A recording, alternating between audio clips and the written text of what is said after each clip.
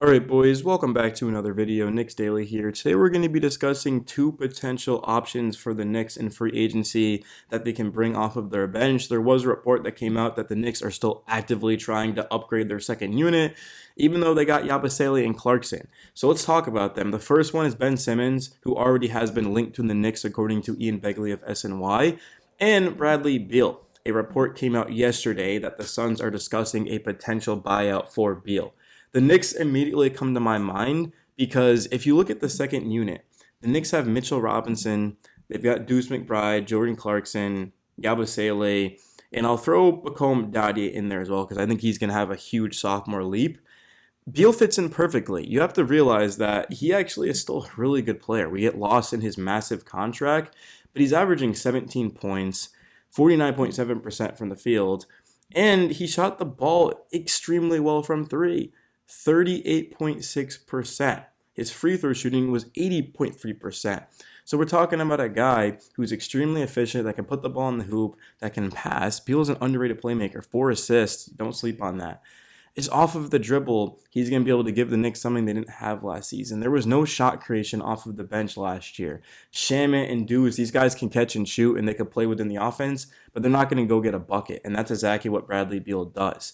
But you could even argue that Ben Simmons would be just as valuable to the Knicks as Bradley Beal because he's 6'10", 240 pounds. He can play any position. He can defend 1 through 5. He averaged 5 rebounds and 6 assists a game, 52% from the field, and his efficiency was pretty good. I mean, obviously he didn't make a 3-ball, but 72.7% from the free throw line means that he's not a liability. You can't just hack him like teams in the playoffs did with Mitch. I would love Ben Simmons. I thought personally in the regular season for the Clippers, he played very well. Didn't see a lot of minutes in the playoffs, which does make sense in the playoffs when teams are solely focused on you and have time to prep. Yeah, I mean, Ben Simmons probably isn't that playable, but in the regular season, to just keep the first unit healthy and to help the Knicks defense, because Mike Brown, say what you want about his offense, he's always been, well, Mike Brown's actually a defensive guy. Mike Brown is known for his defense. It's just the Kings didn't have good wing defenders, so that's why they suck defensively. But a team like the Knicks, OG and McHale and Yabusele and Mitchell Robinson, yeah, the Knicks are going to be very good defensively. The offense, there's no question the Knicks are probably going to be the best offensive team in basketball. Cat and Brunson. And then, of course, they've got a lot of good shooters around them. McHale, I know how to down year shooting, but him and OG certainly are capable of shooting.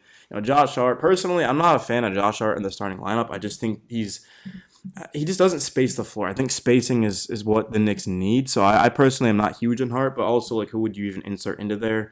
Like Mitch or Yabusele. I mean, I don't know, but Josh Hart is probably going to start, but we'll have to wait and see on that.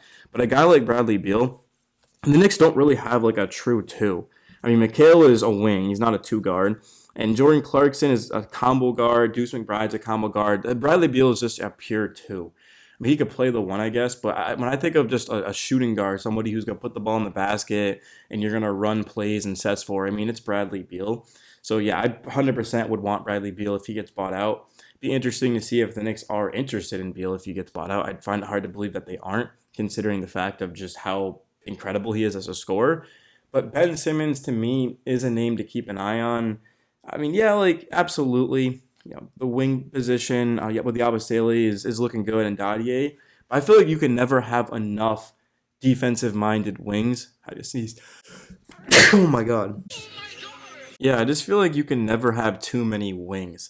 That's the most important thing in basketball. You look at a team like the Thunder, they had a plethora of them. You go to last season who won last year's championship? Why does that feel so long ago? Dude, oh, the Celtics. Yeah, the Celtics. Oh, that's why I don't remember it, because it was literally the team I hate the most in the Boston Celtics. Yeah, the Celtics had a lot of depth. So bringing in Ben Simmons, I mean, I don't think he's going to play every single night. I think he would only be used in specific matchups. Like maybe if the Knicks are going up, I would say Jason Tatum. But if the Knicks were going up against a really good, like Giannis, if the Knicks are facing the Bucks, yeah, Ben Simmons is going to get that assignment. He's going to get that task, and I think he would do a hell of a job of it. And you have to realize, again, I know I said this earlier, but scoring is the least of the Knicks' concern right now. It's defense. They need to improve the defense.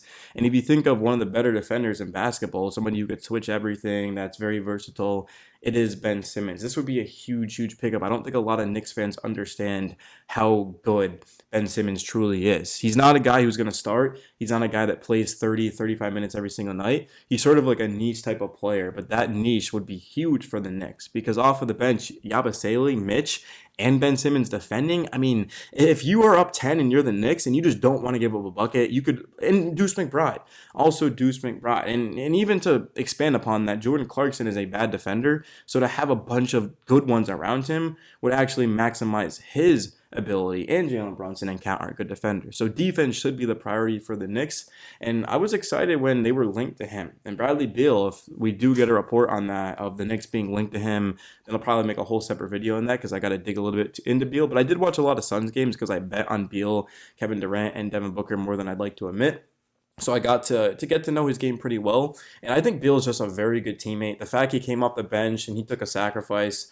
I mean, he probably should have been out there with KD and Booker, but he said, hey, man, I'll take one for the team. I'll be the odd one out. And I thought Beal honestly played better off of the bench than he did in the starting lineup just because he was a little bit more free. So to be in the Knicks second unit, to just have a guy who's averaged 30 a game, to have a guy who's efficient, to have a guy who knows how to put the ball in the basket, who has a handle, who can facilitate as well. I mean, Bradley Beal can play the point if the Knicks really wanted him to. He wouldn't, obviously. He would be a pure two guard. But yeah, I did see, I think it was Let's Talk Knicks on Twitter posted about how the Knicks need like a true two. It might have been someone else. So don't like exactly quote me on that. I think it was Let's Talk Knicks. But he said that the Knicks need like a pure two. And I don't think Jordan Clarkson's a pure two, if I'm being completely honest. I think he's just like a 2/1. But I think Bradley Beal, man. I mean, yeah, like he did play some one with the Suns, but it's Bradley Beal, bro. Like when he was with John Wall, this dude had one job, and that was to score 30 every single night and to be efficient and to get buckets. So yeah, the Knicks would definitely benefit off of this. There's no question about it. I'm excited just thinking about it. And it's good to see the Knicks are still actively trying to improve their bench because that's going to be absolutely massive for the Knicks is just to have a second unit they can depend on, especially because last season they were last in bench scoring. They didn't really play their team a lot, like their second unit.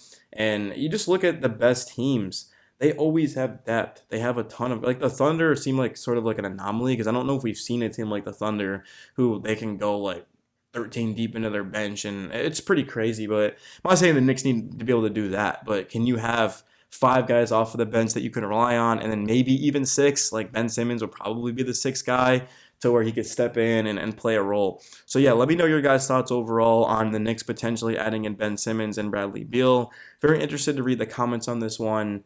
And yeah, happy 4th of July once again. It's a beautiful day, man. One of the best days of the year, I'm going to be completely honest.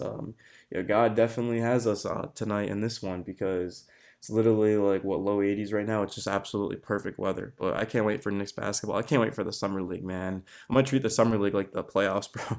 I'm out. It is. Defense has changed for the Knicks. Neesmith pulls his way and knocked away.